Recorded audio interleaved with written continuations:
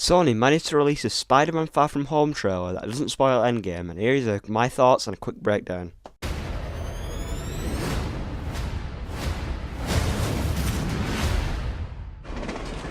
Thank you, Spider-Man. That was so good.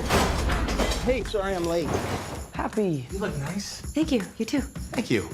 New dress? Yes, it is. How'd you know? What just happened?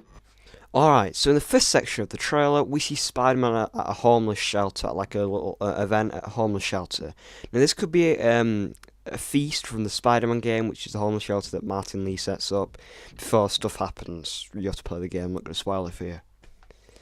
Obviously we see Aunt May and Spider-Man, and Aunt May knows that Peter is Spider-Man, and she seems okay with the fact that he's Spider-Man, which I was actually pretty happy to see that she was alright with that. She's going to let him continue being Spider-Man. We see him in front of like a panel. There's people with cameras. There's homeless people around him, alright. And this could be a little reference to the comics in the Civil War comics, where Peter stands in front of a panel and reveals his identity to the world. And then we see a little girl with a paper plate mask, which is a little throwback to Iron Man 2, when a young Peter Parker is stood with an Iron Man helmet on and a little repulsor, and puts his hand up to the Hammerdrome before Iron Man flies in, boom, and actually blows off the Hammerdrome's head. Information. Then we see Happy run into the room through the doors with a big check of $500,000 from the Stark Relief Foundation, signed by the CEO of Stark Industries, Miss Potts. But this doesn't confirm that Tony is deceased or dead. That's what people have said. It doesn't confirm anything. She's the CEO. She signed stuff like that. It doesn't mean he has to sign it. And he could just not be. He could just not be in this reality or something. We don't know, but I don't feel like they're gonna reveal that by it's dead. And I've got another video that I will do soon explaining when I actually think Spider-Man takes place, and some more theories that we're going to look into for Endgame. Also with this scene comes a couple of short seconds where Happy and Aunt May flirt just a bit, just like Tony Stark did in Spider-Man Homecoming. And that kind of nice to see. And then Peter just stands up and goes, "What just happened?" Which is pretty funny. Everyone does that with his aunt. Let's move on. Planning a trip? Mm-hmm. Going to Europe. It's a school trip. Did you get your passport? Peter Parker here to pick up a passport, please. Mini toothpaste? Mm-hmm. Pack your suit. I just want to go on my trip with my friends. Europe doesn't really need a friendly neighborhood Spider-Man. So this next bit of the trailer shows Peter starting to pack, and then he goes to Delmar's shop, which, as we know in Spider-Man Homecoming, got destroyed by the by the big laser blast, and it got blown up. If you look at the bottom left-hand corner of the first shot, you actually see Murph. So Murph's alright, Murph the cat, he's alright, and so is Delmar, the owner of the shop. And everything looks normal, and there's pictures up and newspapers from things. There's a picture of Spider-Man and Delmar, which looks pretty cool, and it looks like there's a picture of Delmar and Obama on the wall of his shop. We then see Spider-Man swinging through New York whilst texting, not very safe. But there's very good attention to detail here, as when he switches his hands to swing, he actually flips his phone to the other hand, which I think is quite a good job how they've done that. So just him you get what I mean. It's good attention to detail. So when he swings by, we behind him see the Grand Central Station, which was highly damaged in Avengers Assemble, the first Avengers film in 2012.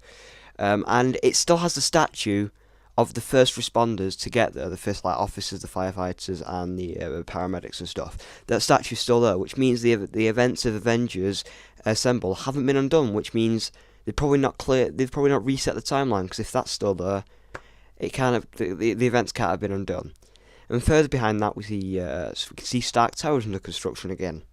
So we know Stark sold the building and moved the Avengers facility. So who could this actually be? There are actually a couple of possibilities. It could be the Baxter Building, which is the home for the Fantastic Four, or It could be an Oscorp building to introduce Norman and Harry Osborn and also the Green Goblin, then to start off the Sinister Six for the next few phases of the MCU, which is going to be a bit difficult because Marvel still own Green Goblin and Oscorp and stuff, so like they can't. With Sony, it's going to be difficult to make a film like that. So next we see Peter going to pick up his passport, but this passport doesn't have any years on it. It's just his birthday, 10th of August, which though is in fact the date when the first Spider-Man comic ever got published, and a few other dates. But all passports legally have to have dates on them. And so this has obviously been manipulated and changed for the trailer, as we know from Homecoming. Maybe they chose not to include it because it messed up the whole timeline and confused the hell out of everyone. Last time they put that 8 years later title card in Homecoming. Maybe they've learnt a lesson and decided not to do that. The next shot is Peter finishing packing, and Aunt May asks him if she has his suit, but he decides to leave it behind. But as we know from the international trailer, she packs it away, and I was a bit confused because later on in the trailer we see the Stark suit, him wearing the Stark suit, which I was kind of confused about. But in the international trailer, it shows us that she packs it anyway. As he's going through security, is also along with Ned and I can't remember the girl's name, and MJ getting the picture done in the airport. He's wearing another nerdy shirt, and we can see he's a fan of sport from the poster on the wall. And here's the next little Easter egg: his suitcase. As he closes his suitcase, we see the initials BFP. So we can kind of work out that this is probably Ben Parker's suitcase, but he doesn't have a middle name in the comics, or he doesn't have it in the films.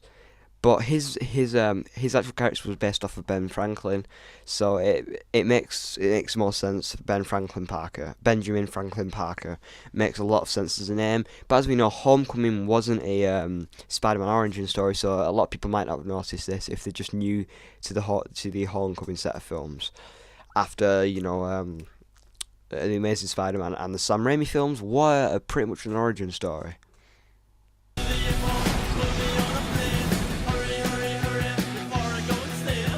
You look really pretty. Therefore, I have value.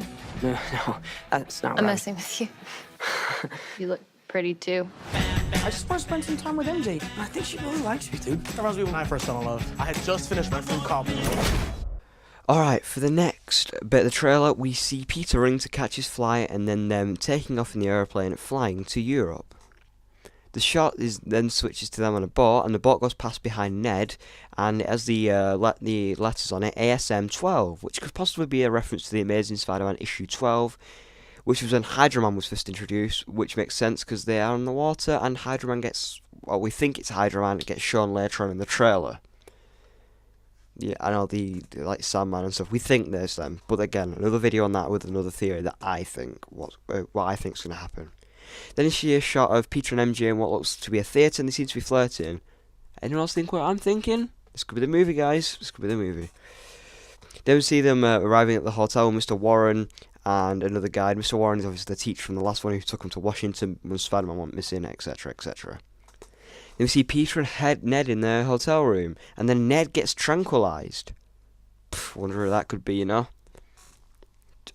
You just can't guess. Seriously, you just can't guess. Next section.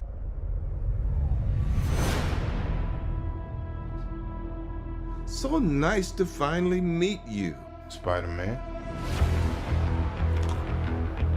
You're Nick Fury. Put some clothes on. Let's go for a ride. Is he gonna be okay like that?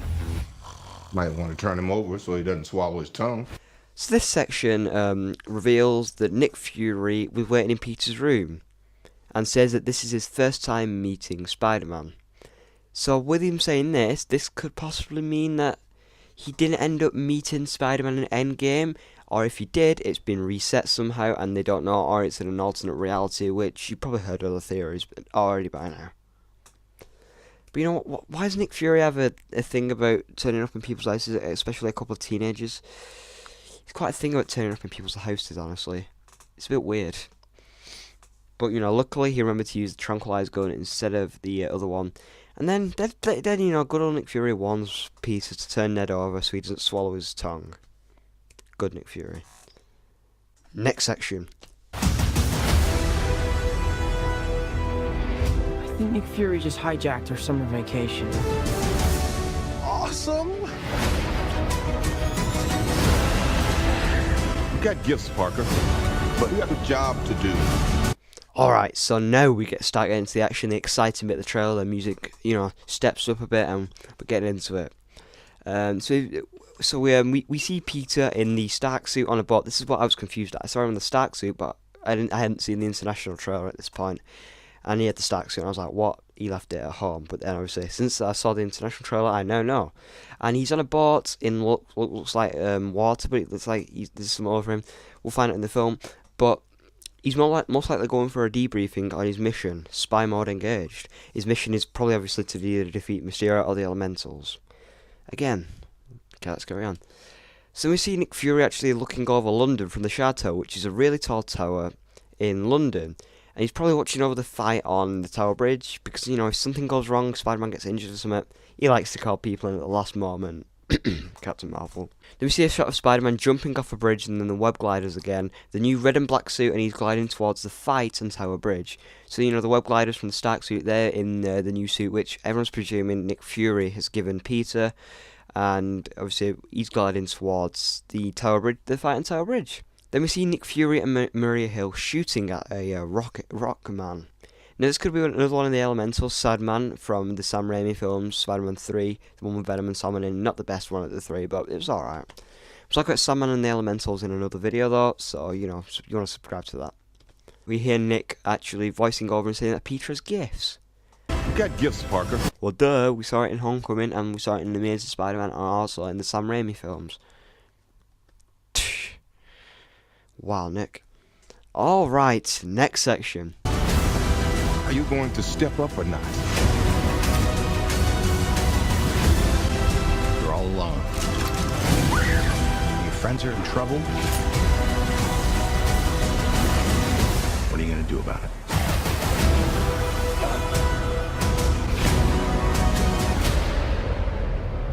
You don't want any part of this.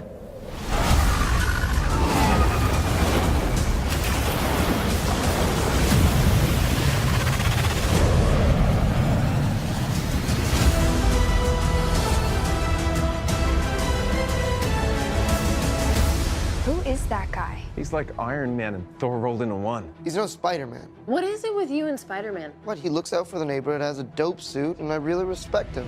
Sup, dickwad? Film, we see Spider-Man gliding through the smoke, and then a building explodes, and he jumps and swings. This is a cool shot, and this there's a lot of fight. There's a lot of stuff that I've got to talk about in this next bit. Alright, then we see a big fire monster explode. It's could possibly not be a nod to Multiman, but another video on the Elementals again. Also in this shot, if you look in the bottom right corner, I don't think anyone has noticed this.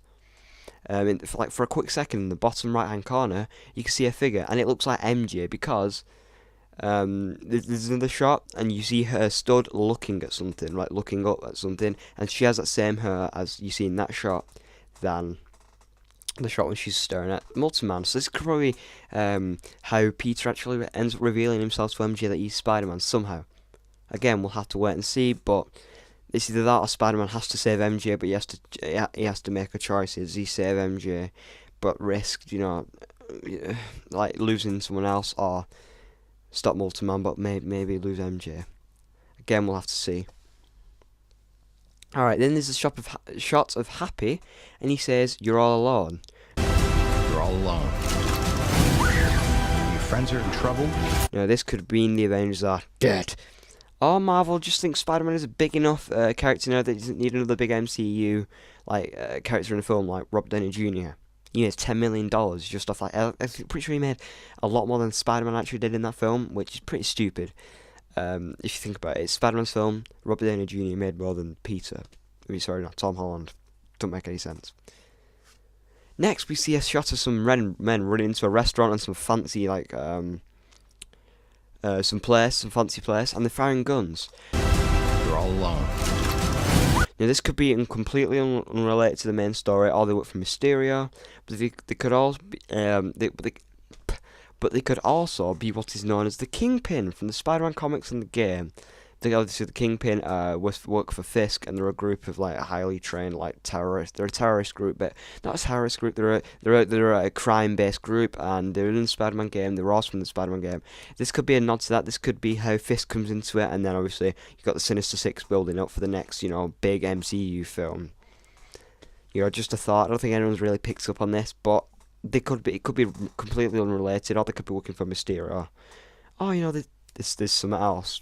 Like I'll do another video on a lot of points that I've made in this to explain the points in more detail.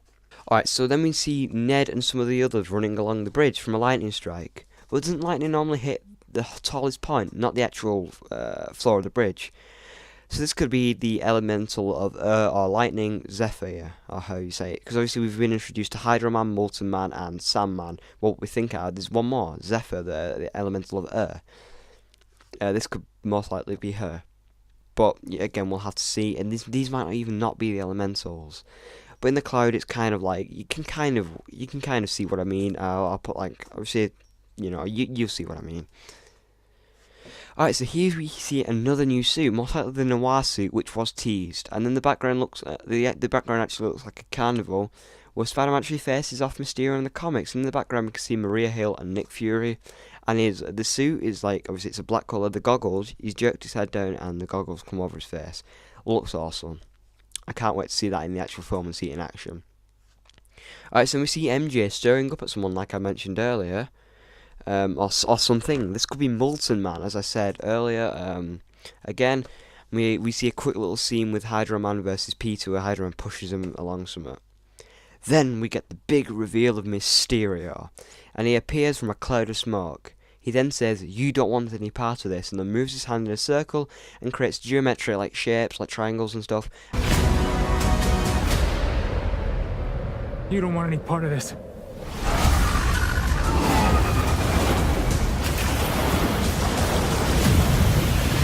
From sparks. If you slow it down, you can see the sparks. If you don't, you can't really see the sparks.